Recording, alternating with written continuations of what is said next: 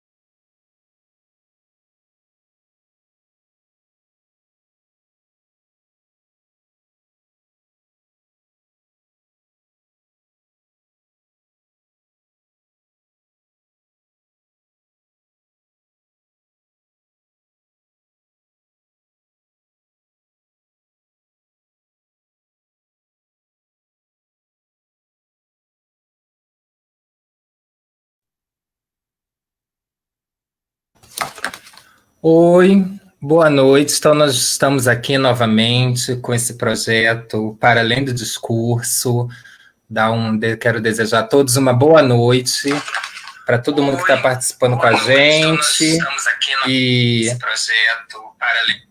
E para aqueles que estão chegando agora, né? Hoje o nosso tema é sobre Defenda o Livro e qual o valor da sua leitura. E, para começar, a gente tem que falar sobre a questão da leitura em si. Né? Em 2016 foi feita uma pesquisa em todo o território brasileiro pelo Instituto ProLivro, e de acordo com essa pesquisa, nós temos uma porcentagem de 56% de brasileiros que leem livro, ou seja, um número de 104,7 milhões da população brasileira consomem livro. No entanto, temos que lembrar que essa média anual ela tem uma média de mais ou menos 4,96 por habitante, sendo que, e isso é muito importante frisar, que apenas 2,43% desses livros consumidos pela população brasileira, eles são lidos até o fim. E aí vale lembrar também a vocês que a leitura ela não é uma atividade passiva, ela é uma atividade dialógica, dinâmica, e que ela tem que ser o tempo inteiro reflexiva. Então, nós trouxemos esse tema hoje para vocês, porque estamos participando e temos visto na TV por um bom tempo essas questões a respeito da tributação dos livros.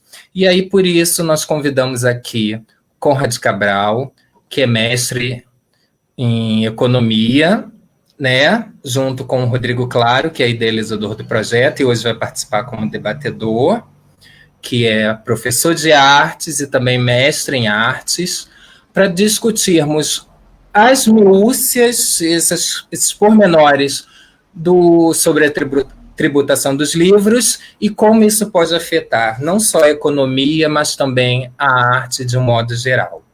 Ok? Então, nós vamos começar aqui, primeiro com aquilo muito simples para que todos entendam, e aí eu passo a palavra para o Conrad. Conrad, o que a gente pode dizer sobre impostos? Quais são esses objetivos do Estado com essa tributação dos livros e quais os tipos de modelos de impostos que são regressivos do país? Boa noite, Léo. Antes de mais nada, queria agradecer imensamente o teu convite, agradecer a Alda e ao Rodrigo também por compartilhar esse espaço comigo.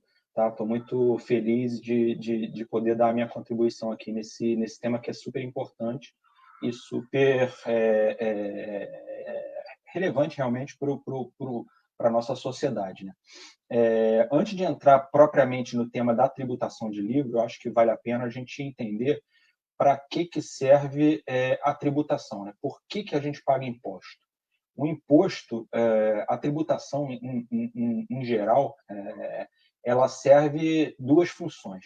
Primeiro é financiar o Estado, né? O Estado é uma organização da sociedade, é um modo pelo qual a sociedade se organiza para prover serviços públicos. E esses serviços públicos, obviamente, não são gratuitos, têm custos, e o Estado se financia através de tributos. Então, a principal função do imposto é financiar o Estado, de maneiras eficientes ou de maneiras ineficientes, a gente vai detalhar um pouco mais. A segunda função do imposto é estimular ou desestimular comportamentos dentro da sociedade. Então, se você quer desestimular o cigarro, por exemplo, você pode aumentar o imposto do cigarro, mesmo vale para bebidas e qualquer coisa que você queira desestimular ou restringir. E também, de maneira oposta, também você pode estimular algum comportamento que você queira. Então, nesse sentido, o tributo ele é sob uma primeira ótica, a maneira pela qual o Estado financia os seus serviços públicos. O imposto ele pode ser bom ou ruim, o sistema tributário ele pode ser bom ou ruim no sentido que ele pode contribuir com a sociedade ou pode ajudar a atrapalhar o bom funcionamento daquela sociedade. E aí a gente tem uma classificação que é a regressividade ou progressividade do imposto, né? Um imposto regressivo é aquele que incide mais sobre a base da pirâmide do que sobre o topo da pirâmide social. E o nosso sistema tributário atual tem essa característica da regressividade, né? Ele percentualmente ele incide mais sobre a base da pirâmide, mais sobre as pessoas com uma baixa renda, e menos sobre o topo da pirâmide. Por isso que se diz que é necessária cada vez mais uma reforma tributária, né? E uma reforma tributária que perpassa por todos os tributos que a gente paga nas esferas federal, esfera estadual e esfera municipal. É de suma importância a gente reformar constantemente essa nossa estrutura tributária. Tá bom? Pegando esse gancho, já que você tocou em reforma tributária, então o que seria uma reforma tributária? A reforma tributária é justamente você atualizar a Constituição através de emendas constitucionais ou propor leis de maneira infraconstitucional, né, para também reformar os impostos que a gente paga. Então, quando a gente fala de reforma tributária, é isso: alteração na Constituição ou alteração nas leis. Entrando diretamente no tema da tributação dos livros, hoje, a nossa Constituição, promulgada em 1988, ela dá isenção de impostos para o setor de livros. Só que a proposta de reforma que foi trazida atualmente, ela não incide sobre impostos, incide sobre contribuições. O sistema tributário brasileiro, além dessa isenção constitucional sobre os impostos, através de uma lei de 2005, ela também dá uma isenção sobre qualquer tipo de contribuição. Ou seja, hoje as contribuições que a gente tem no nosso ordenamento tributário, elas também mantêm o livro e o setor literário de fora. E aí a gente está falando mais especificamente sobre os impostos do PIS, as contribuições do PIS e do COFINS. A proposta trazida pelo governo é unificar essas duas contribuições, PIS e COFINS, numa única alíquota, chamada de CBS, Contribuição sobre Bens e Serviços. Essa proposta ela simplificaria a contribuição e a contabilização desse imposto por estar unindo e também unificaria diversas alíquotas de diversos setores.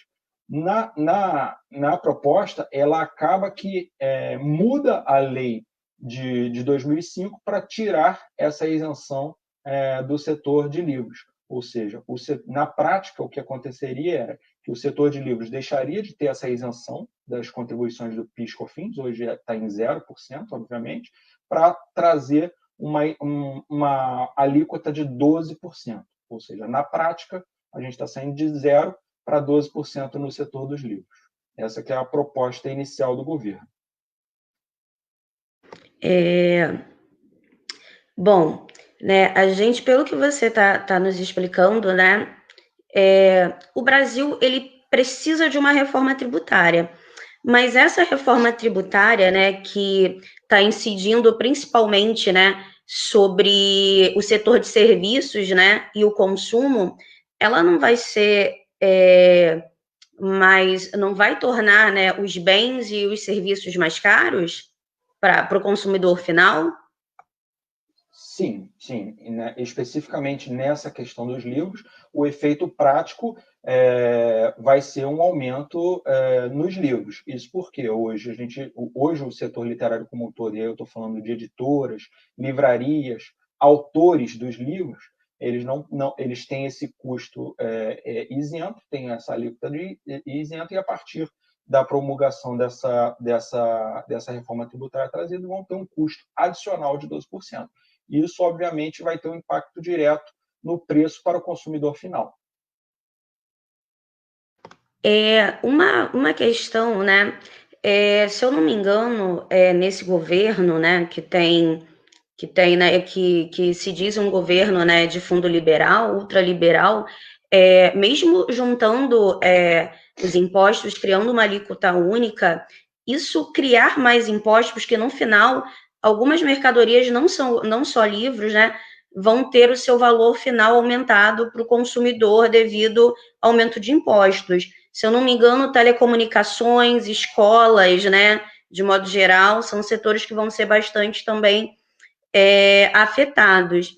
Nesse caso, não é uma contradição criar mais impostos, né, sendo um governo liberal que queria, inclusive, como é que eu posso dizer, unificar imposto de renda e outras coisas. E, para finalizar, quem vai ser mais afetado com esse modelo de reforma tributária, né? Que parcela da população? A premissa, respondendo à primeira parte da sua questão, a premissa ideológica de um governo liberal é reduzir o tamanho do Estado, né? Voltando àquela primeira parte da minha explicação, o governo ele financia os seus gastos através de impostos. E aí existem diversos modelos de Estado ao redor do mundo. Tem países que têm alta carga tributária e, com isso, devolvem mais serviços para a população. E tem países com cargas tributárias menores que devolvem menos serviços e deixam a maior parte dos serviços a cargo da iniciativa privada. O nosso, atualmente, o nosso país é um país de alta carga tributária. Então, a promessa de um governo liberal é reduzir essa carga tributária. Então, quando você propõe uma reforma tributária que, na prática, aumenta a alíquota que incide sobre determinado setor, você está indo contra o teu próprio preceito ideológico. Então, a premissa que a gente ouve o governo dizer é que nós teremos redução da carga tributária, redução do tamanho do Estado, ou, em um caso menos radical, a manutenção da mesma carga. E aí, qual é a justificativa que se dá para esse aumento de 0 para 12% na questão dos livros? Primeiro, que esse aumento nos livros vai ser compensado em outros impostos, e segundo, que hoje o livro ele é, na prática, consumido, comprado pelas classes mais altas da sociedade, ou seja, em tese, o imposto estaria incidindo sobre as classes mais altas. A gente pode discutir aqui se isso se verifica ou não, mas assim, uma coisa que a gente já pode afirmar é que um aumento de impostos, seja ele compensado ou não por outras coisas, ele é minimamente incoerente com um preceito de um governo que se diz liberal. Existem alternativas, né? Principalmente nesse momento de pandemia, de uma alternativa de não tributar, por exemplo, os livros. Qual seria, né, na sua opinião, de profissional, um modelo, né, uma contribuição mais eficaz, aí, que renderia, né, mais ao Estado? Olha, nessa mesma proposta de unificação do PIS/COFINS na CBS, existem diversas alíquotas lá previstas.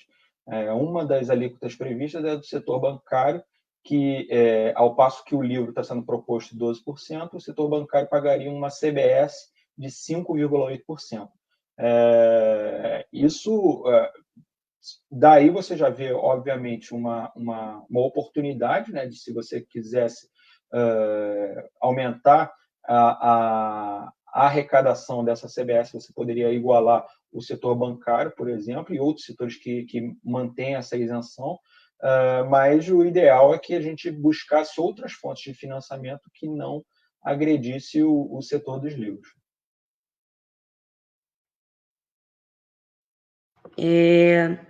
Bom, e só para pegar só uma pontinha, né?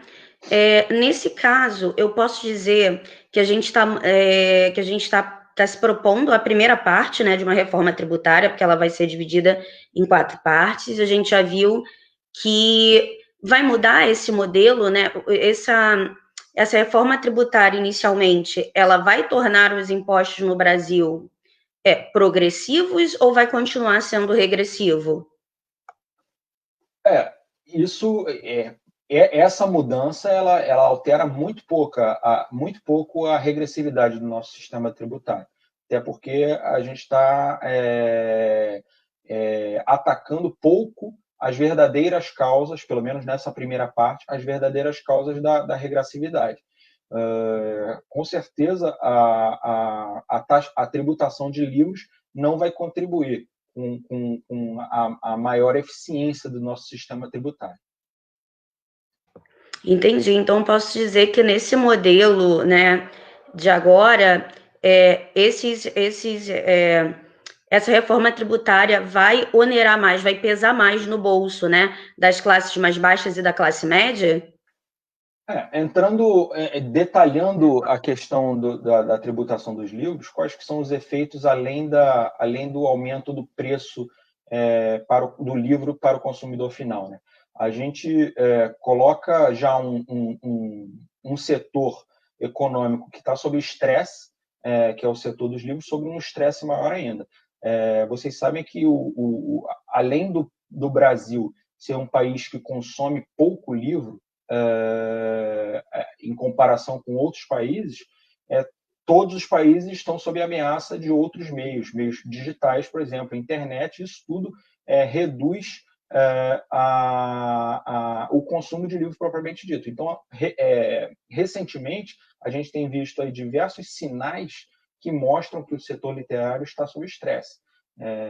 Fechamento de livrarias, grandes empresas, como, por exemplo, a Cultura e a Saraiva, entrando com pedidos de recuperação judicial, o que demonstra cabalmente que eles estão com problemas para manter as suas operações, e a gente aumentar a tributação sobre a qual essas empresas estão expostas, aumenta esse estresse sobre essas empresas.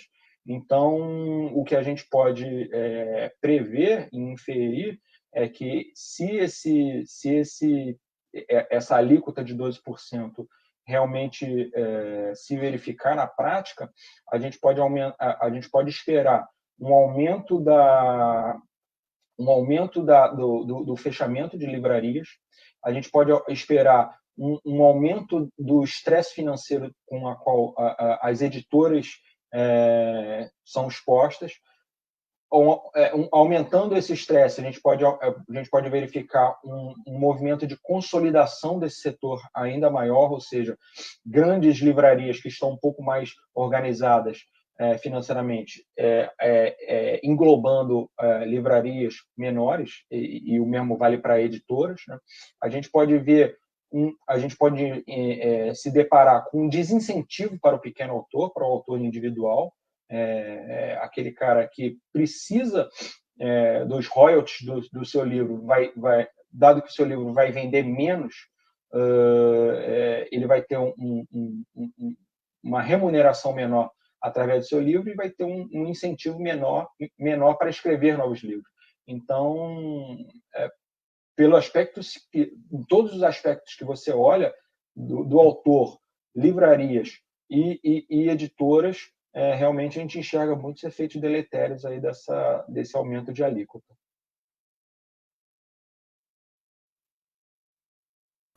E aí, vamos até aproveitar, e eu acho que o Rodrigo também pode participar disso aí. O que vocês acham dessa pergunta da Rayane Martins, que ela pergunta: será que haveria impacto nos auxílios financeiros a estudantes de baixa renda, essa tributação nos livros dos estudantes das universidades públicas? Vocês acham que isso vai impactar? Porque não é só uma questão de mercado editorial, mas também aquele consumidor final, que não é apenas o consumidor doméstico, mas também as grandes instituições educacionais que consomem livros através do PN, Plano Nacional do Livro Didático e outros planos nacionais. Vocês acham que isso teria um impacto muito grandioso, essa tributação? Eu acredito que pode haver impacto, sim. Rodrigo, Conrad. Eu acredito que pode ter impacto, sim, porque parte do custo do estudo é o livro, né? Então, o livro vai ficar mais caro e o estudante ele vai ter o seu custo de estudo aumentado. Isso é o primeiro efeito.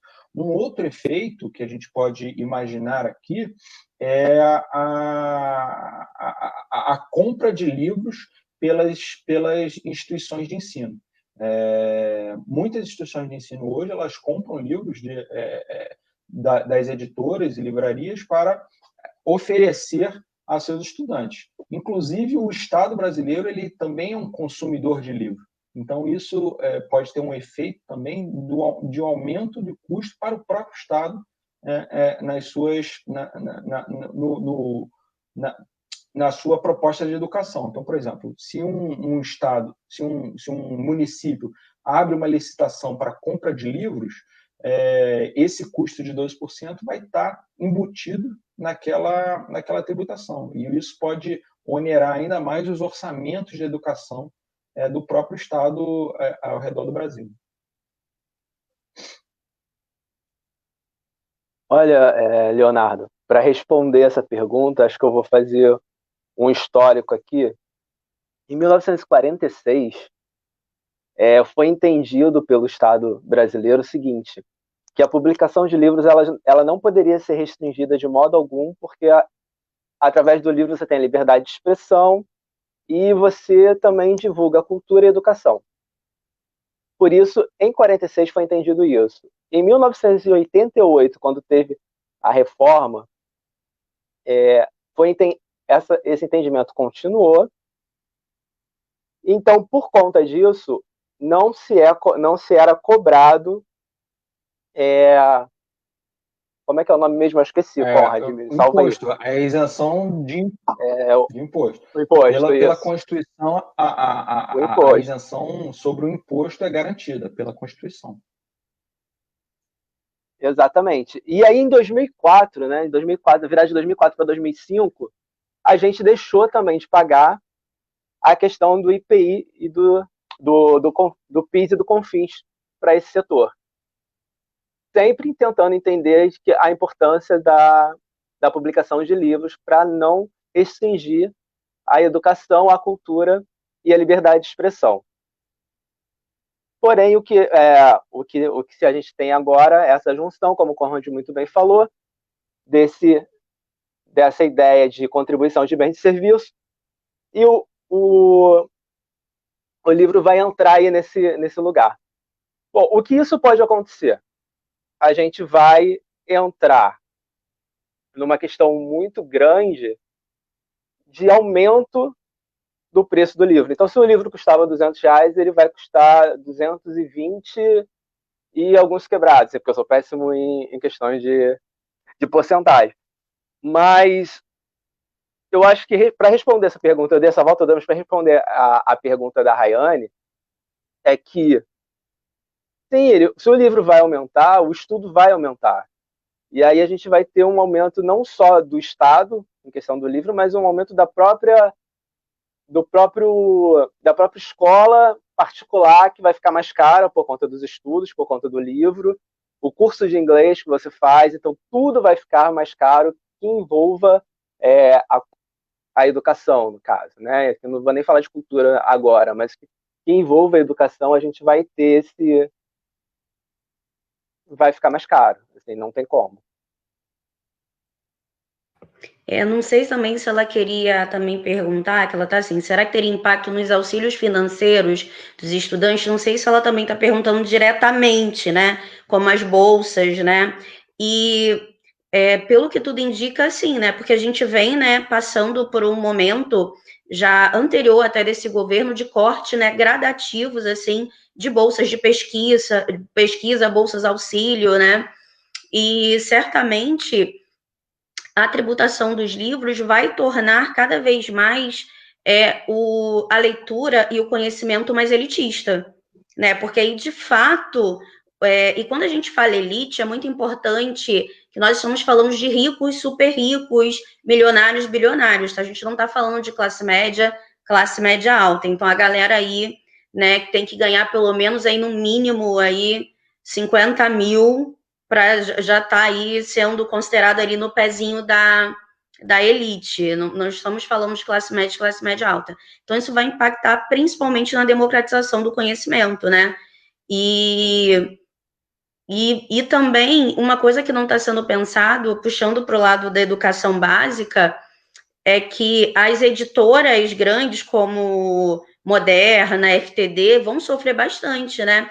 Porque podem ser substituídas, inclusive, por sistemas de apostila, porque sai mais barato. Eu posso até contar um segredo para vocês, que hoje a gente já não adota, por exemplo, Atlas ou livro de exercício para não encarecer o bolso dos pais. Então, esse processo vai precarizar, inclusive, a educação não só das classes mais baixas, mas também da classe média, né? Então, essa reforma tributária, pelo menos na primeira parte, ela está muito mais pesada para o bolso das classes mais baixas e da classe média no Brasil.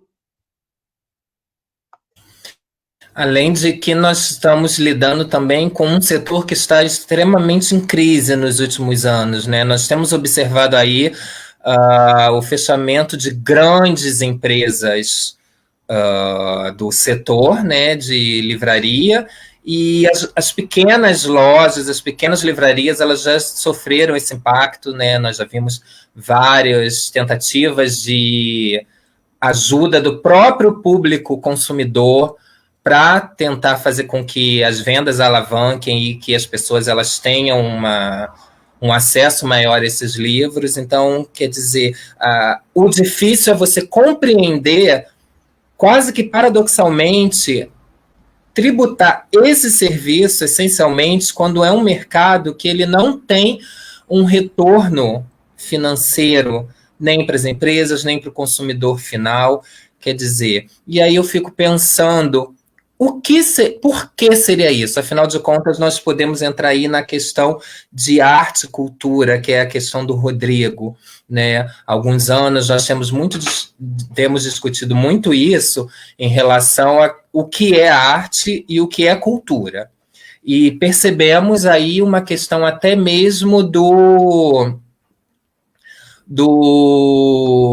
ataque a determinados tipos de arte, a determinados tipos de cultura. Alguns chamam de censura, outros chamam de posicionamento ideológico ou tradicional, que seja. Mas nós estamos vendo que pode haver uma relação com essa questão. E aí eu vou passar a bola para o Rodrigo, para ele falar um pouco disso. O que ele acha? Se essa tributação é apenas uma questão econômica ou poderíamos dizer que isso seria também mais uma forma de cercear a arte e a cultura? Afinal de contas, a literatura é uma forma de arte.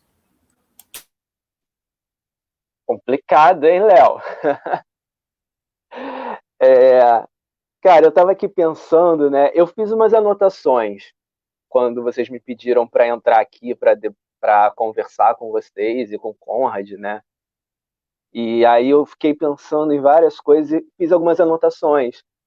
E aí uma das coisas que eu escrevi aqui, que um dos riscos diretos eram dessas editoras, era a diminuição do acesso ao livro e a diminuição da diversidade de livros.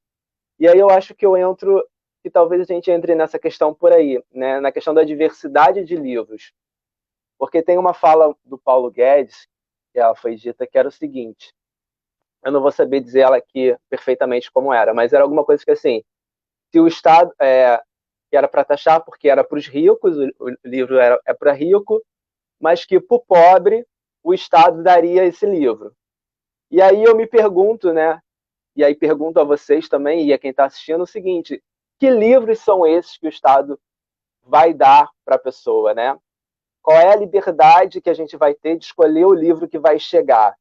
Eu, como morador da Baixada e tal, qual é o livro que vai chegar para mim se eu não puder comprar livros?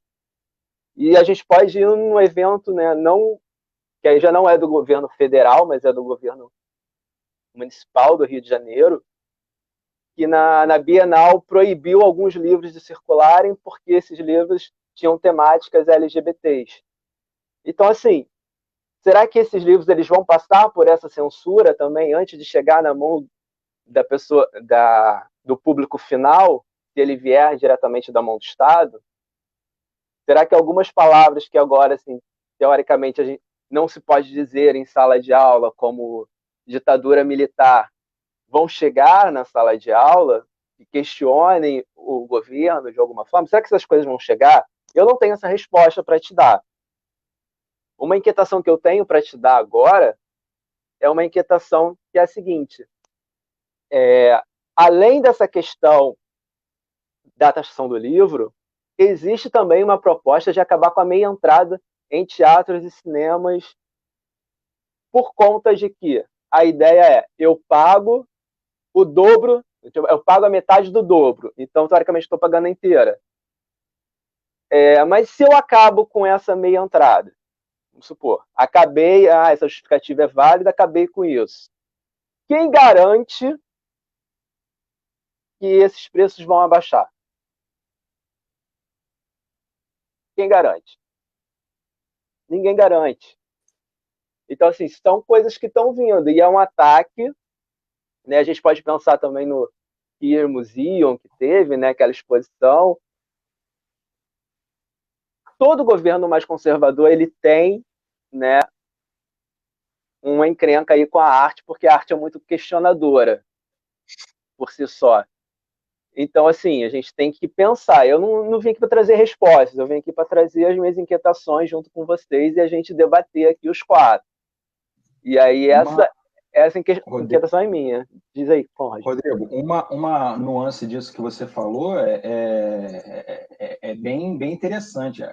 Geralmente, quando o governo traz um aumento de tributação, seja ele qual for, isso sendo um governo liberal ou sendo um governo desenvolvimentista, geralmente, quando se traz uma proposta de aumento, se traz no mesmo nível de detalhe uma contrapartida.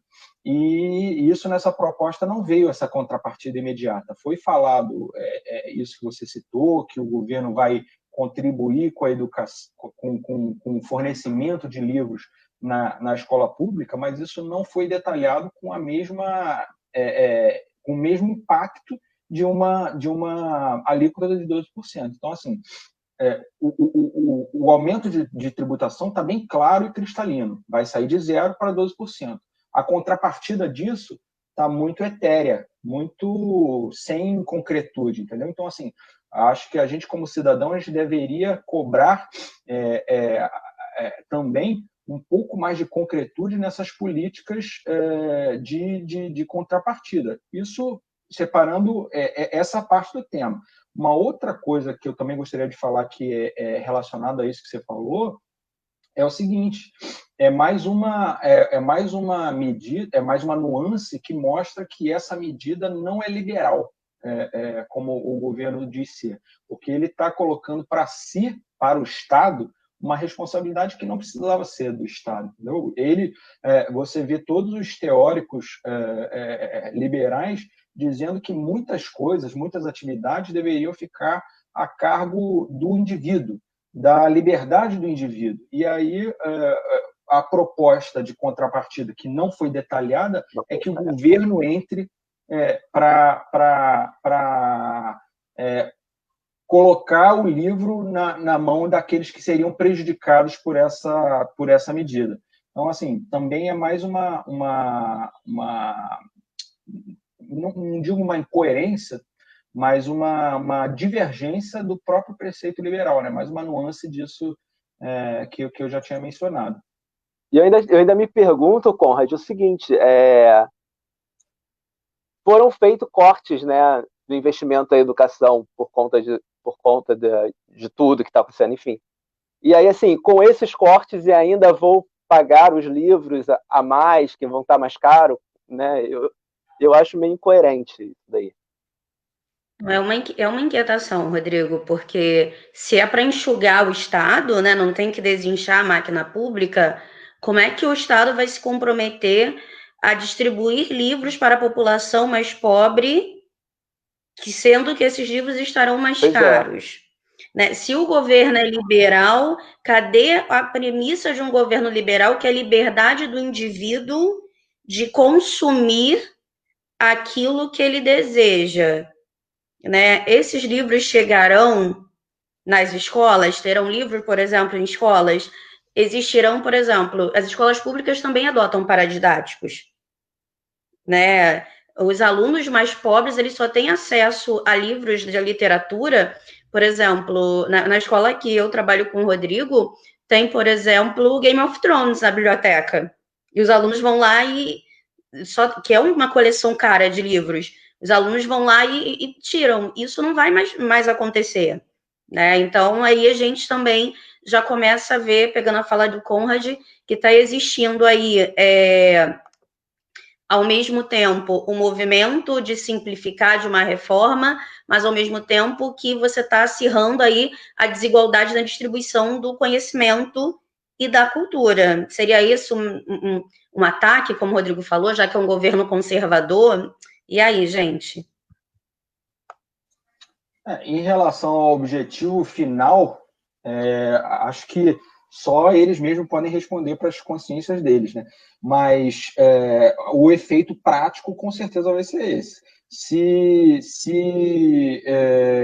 a gente justifica um aumento de imposto dizendo que o consumo do livro hoje é majoritariamente do livro, a gente esquece que o livro ele é uma ferramenta de mobilidade social.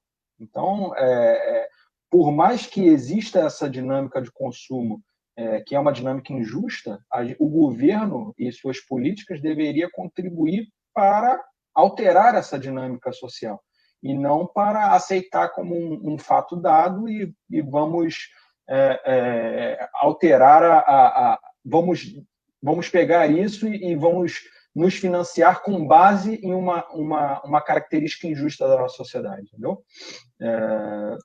Eu acho que essa justificativa que foi dada é errada duas vezes, né? Pelo fato da gente ter que alterar uma dinâmica que é incorreta e pelo fato de que não se verifica na prática, né?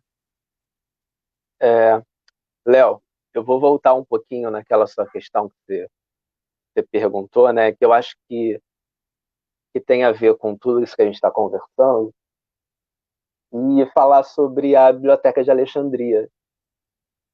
Né? Quando a gente pensa em Alexandria, a primeira coisa que a gente pensa são nos faróis de Alexandria. Mas teve a Biblioteca de Alexandria que começou a ser construída por Ptolomeu II, 300 anos antes de Cristo. E a ideia de Ptolomeu era que fosse a maior biblioteca mundial, né, da antiguidade, no caso, e que ele conseguisse reunir a maior quantidade de livros.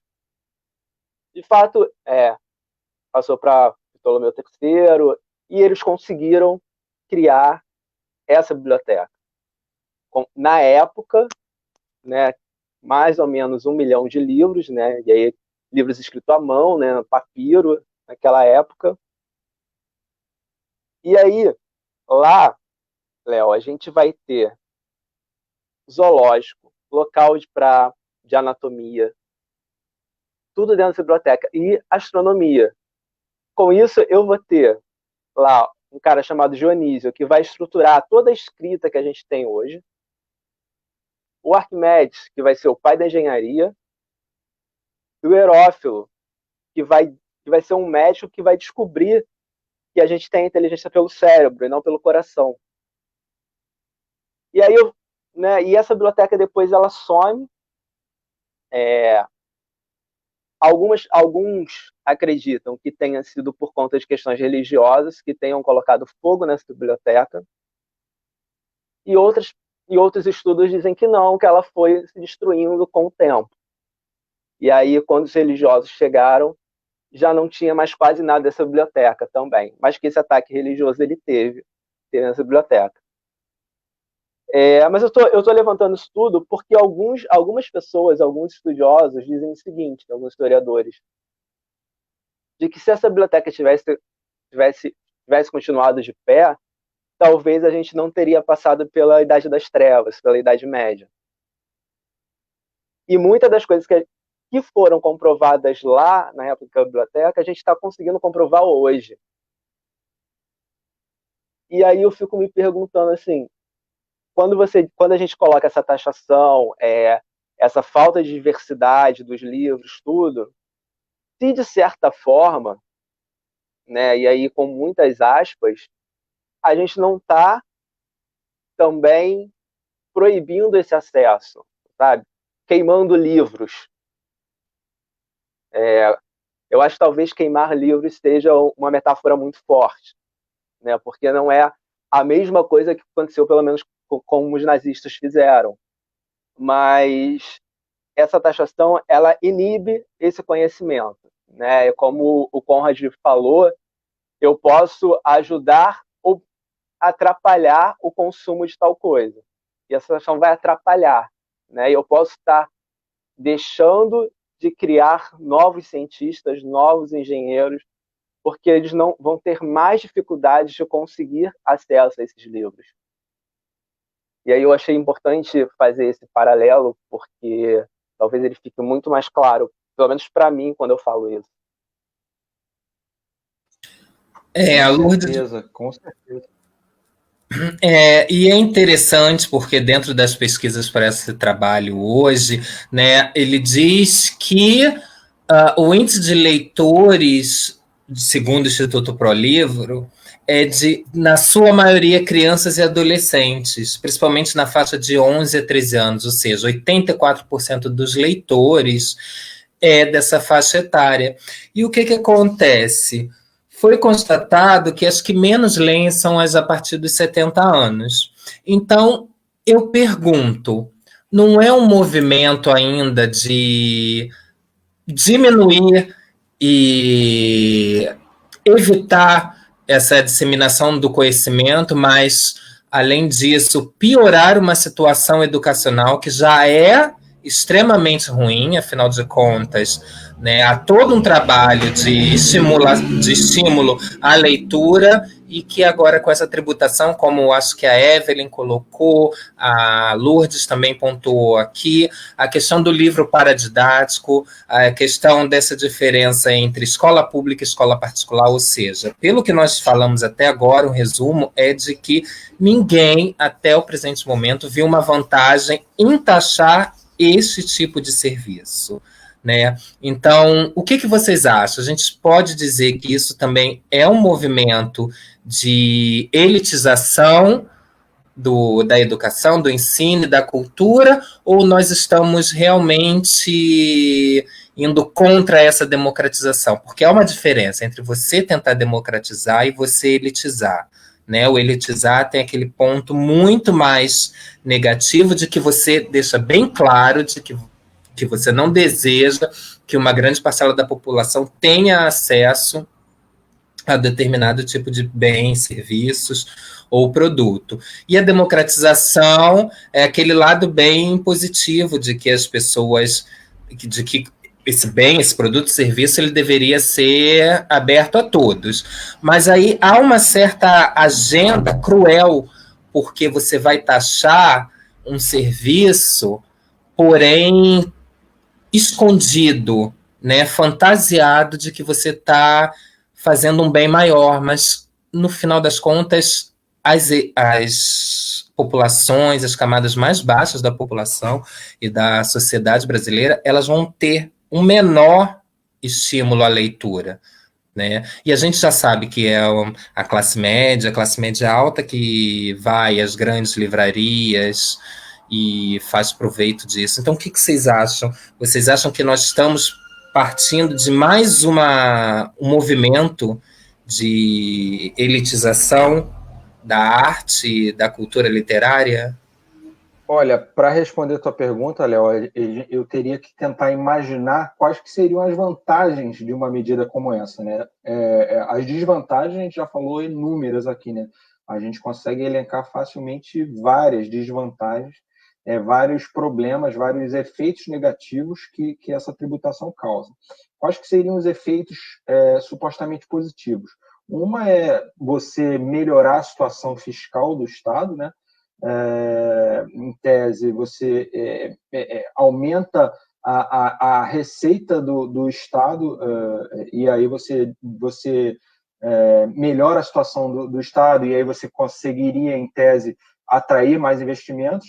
Porém, essa linha de raciocínio é questionável, dado que os 12% de tributação gerariam para o governo um valor ínfimo, que não muda o ponteiro dos gastos do governo. Entendeu? Então, assim, você taxar 0 ou 12% no orçamento do governo é muito pequeno. Entendeu? Então, a gente está incorrendo em diversos efeitos negativos por um efeito positivo que é extremamente questionável, entendeu? E de magnitude praticamente desprezível dentro do orçamento do governo. Entendeu? Se existe realmente esse problema do orçamentário das entidades federativas do Brasil, da União, dos estados e municípios, existiriam outras formas de você financiar o governo de maneira muito mais eficiente, de maneiras que não trouxessem esses efeitos negativos. E aí vou para a segunda parte da sua pergunta.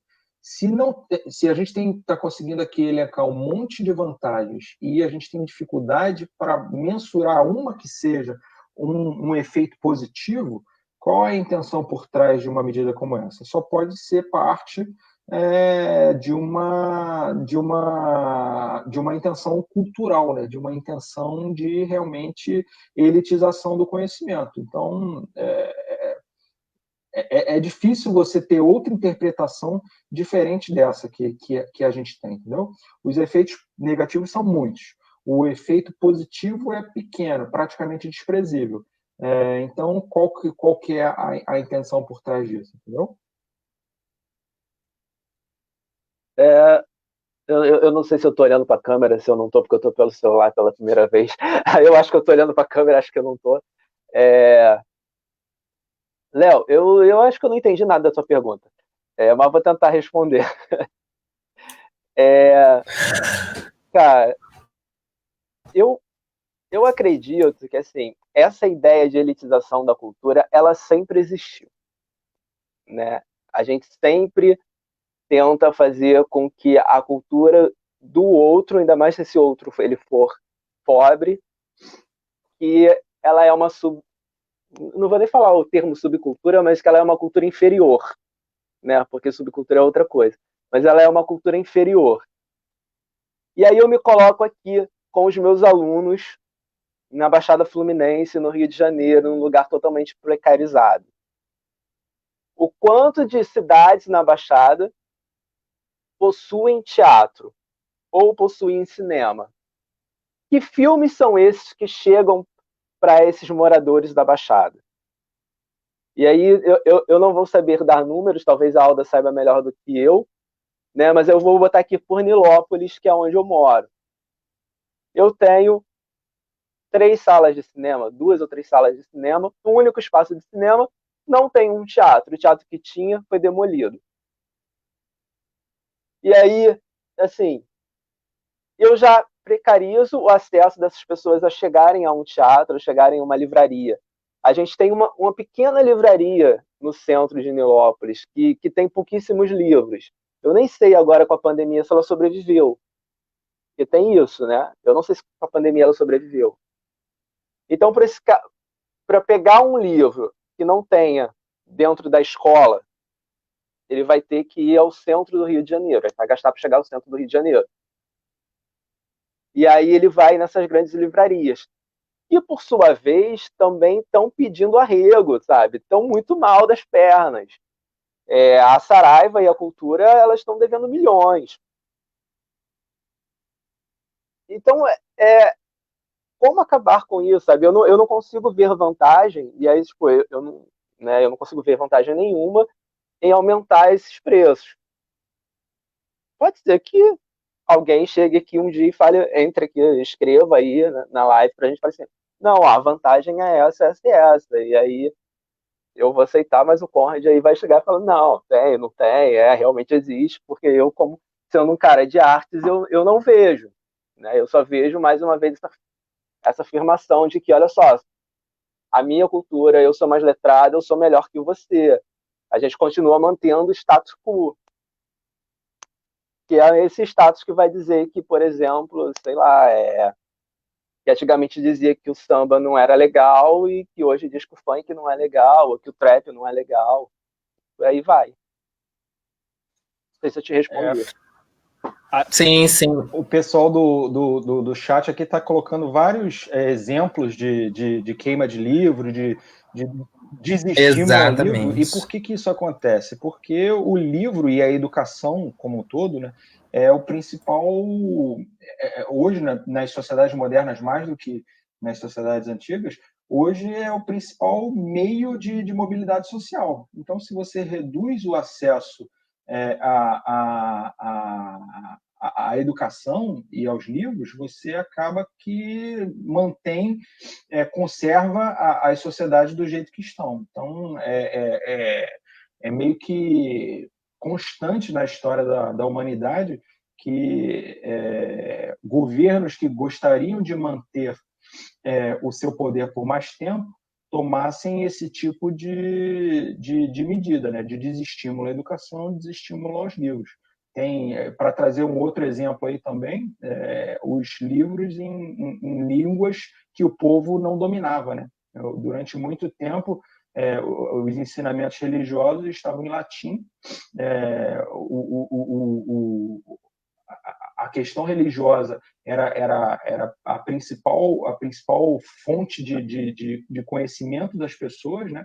E os livros eram em latim para que as pessoas não pudessem aprofundar e não pudessem questionar aqueles preceitos que estavam ali. A partir do momento em que se questionou isso na Alemanha, né, a gente começou a traduzir e levar o conhecimento para as pessoas as pessoas começaram a mudar as suas próprias sociedades. Então, isso é uma característica comum de governos que gostariam de manter o status quo, né? Para usar a expressão que o Rodrigo falou.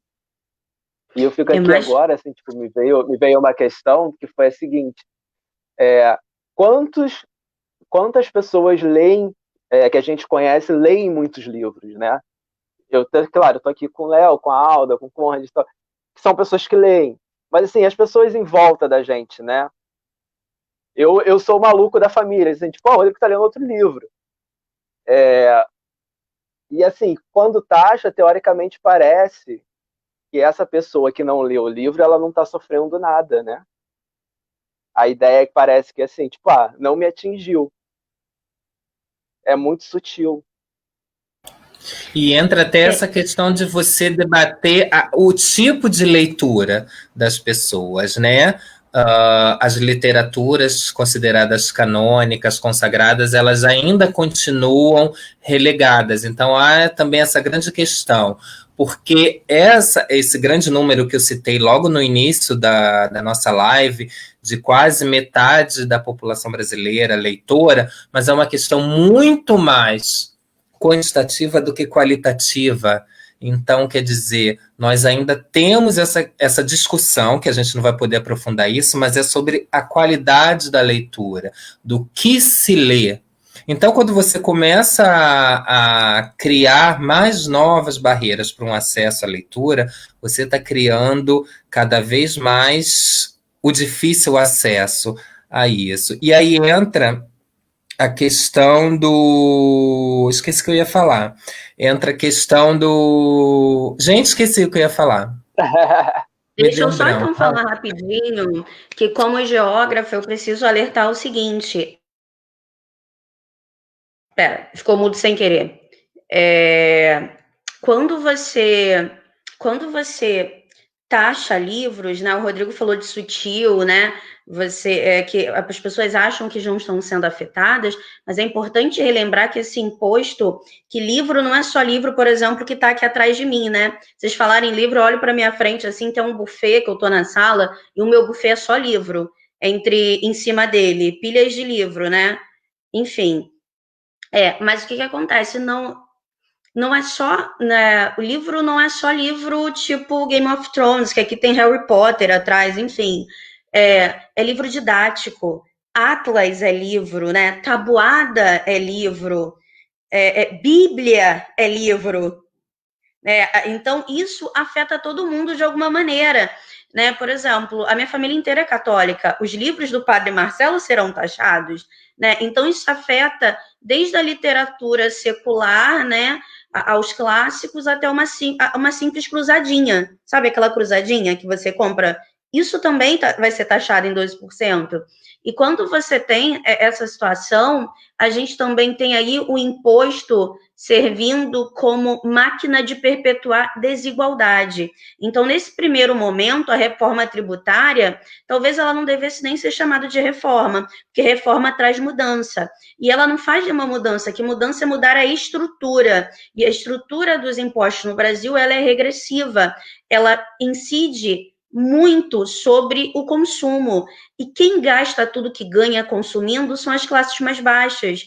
Não porque elas são consumistas, né, mas porque elas consomem o essencial. Por isso, proporcionalmente, no Brasil, é que a classe média, as classes mais baixas, elas pagam mais impostos. Então, quando você propõe uma reforma tributária que vai sobrecarregar os serviços, né, e mercadorias, você está aí colocando o imposto não com uma função que é a função do governo de prover qualidade de vida, saúde, educação e segurança pública, já que, como Conrad enfatizou muitas vezes, né, muito bem, não tem clareza, não tem transparência, tá? E essa contribuição sobre bens e serviços o que o governo faz com isso? Quais são as políticas públicas a serem elaboradas? Não tendo essa clareza e você tendo, por exemplo, taxas mais baixas para bancos, por exemplo, eu só vejo duas coisas, né?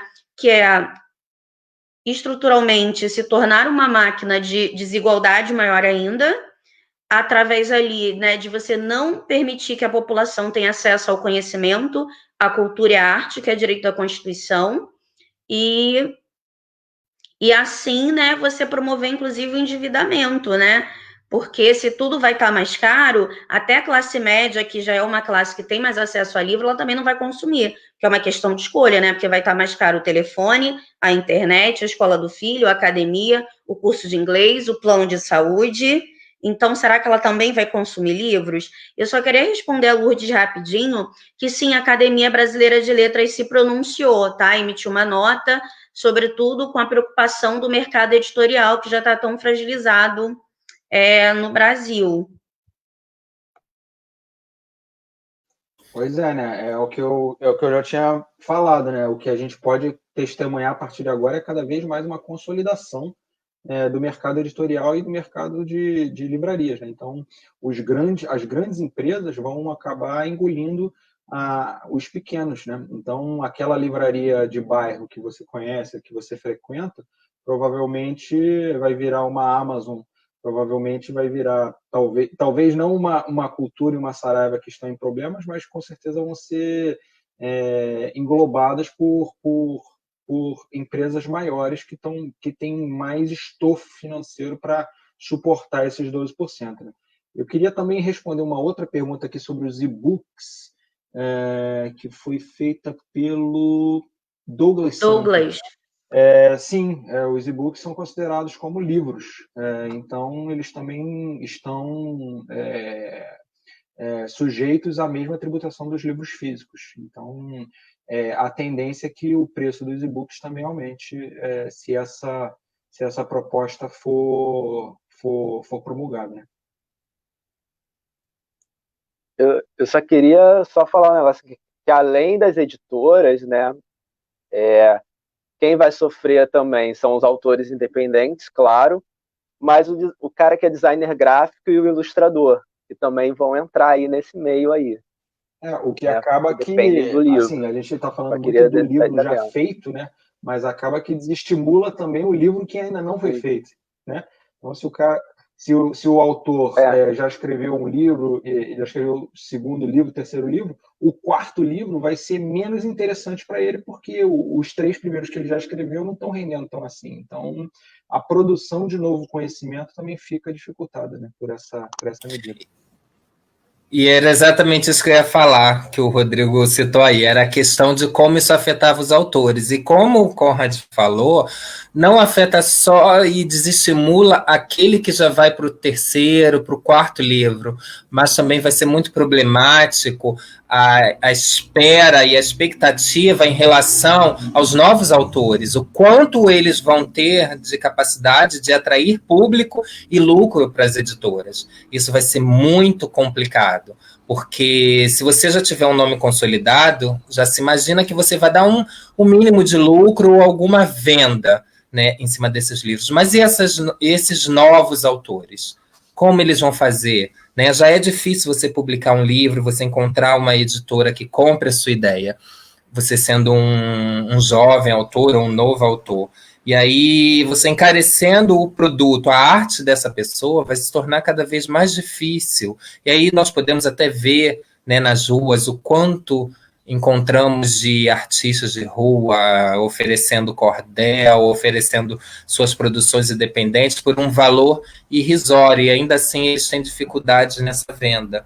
Então, quer dizer, até a própria produção, não a produção fabril, mas a produção da literatura como arte vai ser bem dificultada, né?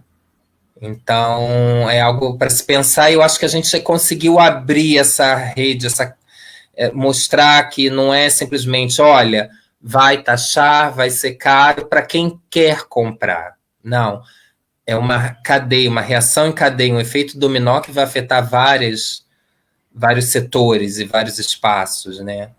E, Léo, várias vidas, né? Sim, com certeza. Eu posso complementar isso que você falou, que dificulta os autores brasileiros, né? Mas os autores estrangeiros que não estão sujeitos a essa tributação continuam com os mesmos incentivos que seus países dão. Então, a tendência também é a gente ter uma diminuição do market share, né, entre os autores brasileiros nas nossas próprias livrarias. Então, se os estrangeiros continuam produzindo conhecimento na mesma velocidade e a gente diminui a nossa velocidade de produção de conhecimento, a tendência é que a gente tenha cada vez mais autores estrangeiros nas nossas prateleiras, né, e menos produção de conhecimento nacional. Eu só queria enfatizar, que o ilustrador, o freela que trabalha para essas editoras, eles pagam imposto. Eles pagam também a porcentagem deles ali, que é de 2% a 4% em cima do serviço. Até o próprio serviço deles vai encarecer. Vai, isso que eu ia falar. Porque, basicamente, né, a ideia de simplificar esse imposto é assim. O exemplo que o cara deu, por exemplo, é uma montadora de automóveis, que ela paga impostos em todas as etapas. E aí pode acumular de 9,25. Então, simplificar o imposto, em algum momento, diminuiria no final, entendeu? O gasto dessa empresa. Só que, quando você fala do mercado editorial, não tem insumo, é só serviço. Então, o imposto vai bater com tudo. Quando você falou da pessoa física, que é um freela, um editor, essa pessoa vai pagar mais imposto, porque ela não tem insumo nenhum, ela não tem uma rede, não tem matéria-prima, não tem maquinário, é só o trabalho dela. Né? O mercado editorial é só o trabalho das pessoas. Então, esse imposto vai bater com tudo nesse mercado que já é tão fragilizado no Brasil e que vai afetar, né, toda uma cadeia produtiva, incluindo, acho que isso é muito importante falar, né, vidas, quando a gente precisa, né, mostrar isso para as pessoas, né, que são vidas, inclusive vai contribuir para elitizar cada vez mais a própria educação, né, que cabe mencionar que o Rodrigo falou de 1946, mas quem propôs, né, que não fossem tributados livros foi o Jorge Amado, né, no seu momento político em 1944. E não só livro, né, mas também o papel que se fazia o jornal. Por quê? Porque a ideia é o quê? Da democratização do conhecimento e do acesso democrático à informação. Se as pessoas pouco leem jornais, imagina, isso também vai aumentar, né, gente? O preço das assinaturas de revistas, mesmo que sejam virtuais, tudo isso vai aumentar também. Então,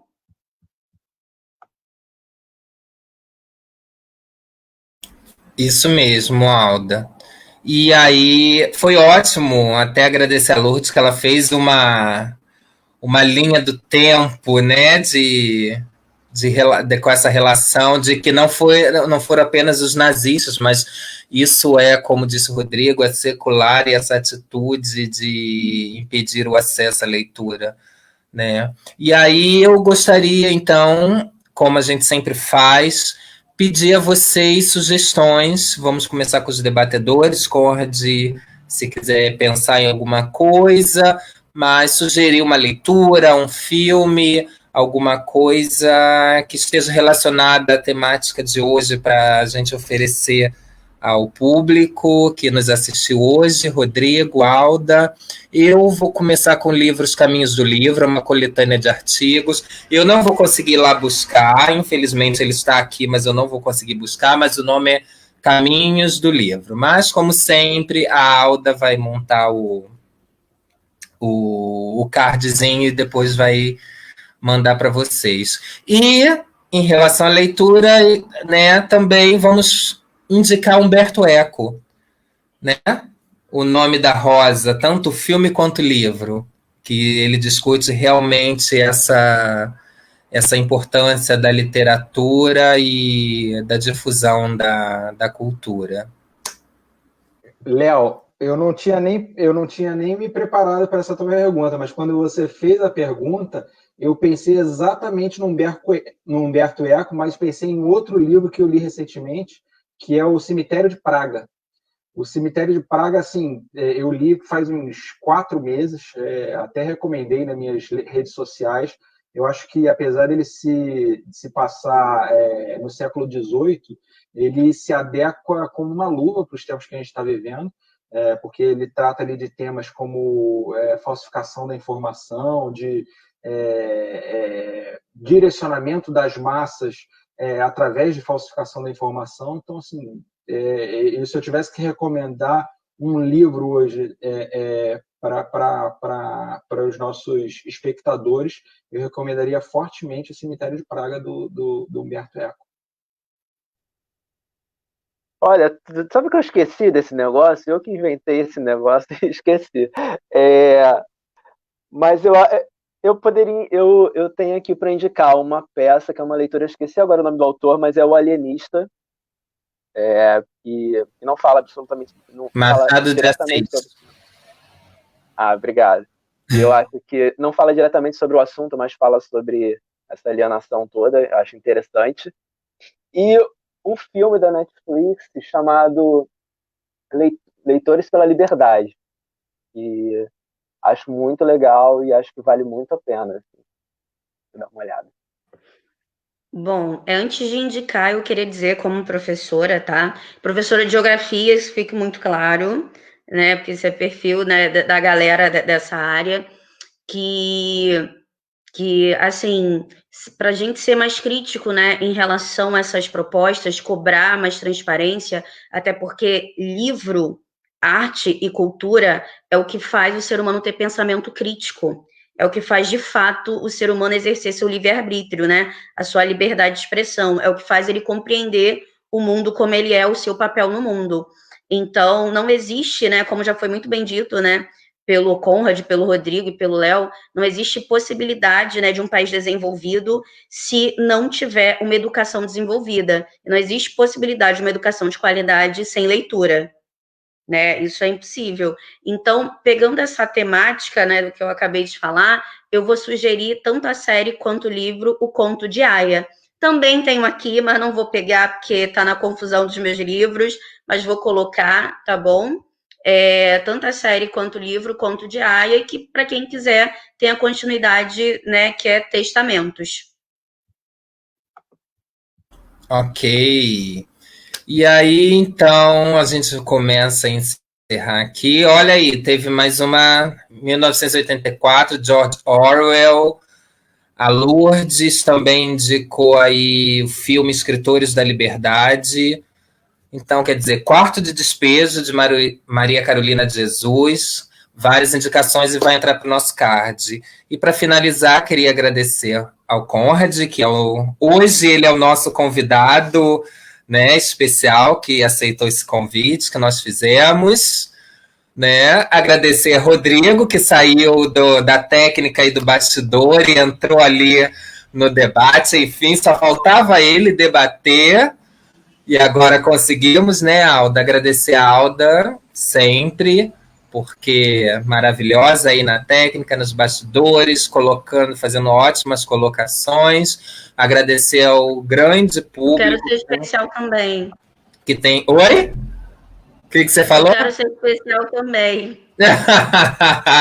Agradecimento especial para todos, e principalmente para quem continua nos assistindo, né? E novamente, a gente pensa que é mais um evento de cultura, de difusão da cultura, então pedimos sempre que vocês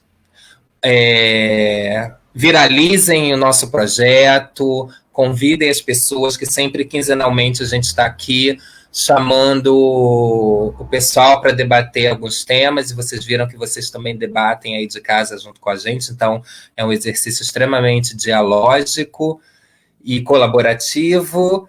E se quiser, novamente, mandem desejos de pautas para a gente elaborar aqui. E fica o convite novamente para o Conrad, caso a gente precise, porque a gente agora está fazendo isso, né? Voltar mais uma vez, se puder.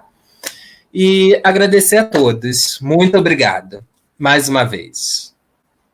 Obrigado, Léo, pelas palavras aí. Tipo, agradeço imensamente o convite. Foi uma felicidade muito grande compartilhar esses momentos aqui com vocês. Acho que o debate foi muito enriquecedor. A gente conseguiu tocar pontos que a gente não vê sendo falados, né, quando se debate esse assunto. Então, acho que a gente conseguiu contribuir e enriquecer bastante esse tema. Estou à disposição para qualquer outro tema que vocês queiram discutir no futuro. Adorei, tá? Agradeço você, Léo. Uhul! Alda e Rodrigo, Tá gravado, muito obrigado mesmo, tá bom? Agradeço. Tá gravado, hein, Conrad? Tá gravado, hein? Alda, Léo, Conrad, obrigado. Obrigado. Só vocês dois mesmo para colocar um artista para conversar com um economista, assim, cara a cara, debater. Obrigado, gente. A palavra final é muito sua. Obrigado. E até, né, daqui a 15 dias. Tchau, tchau.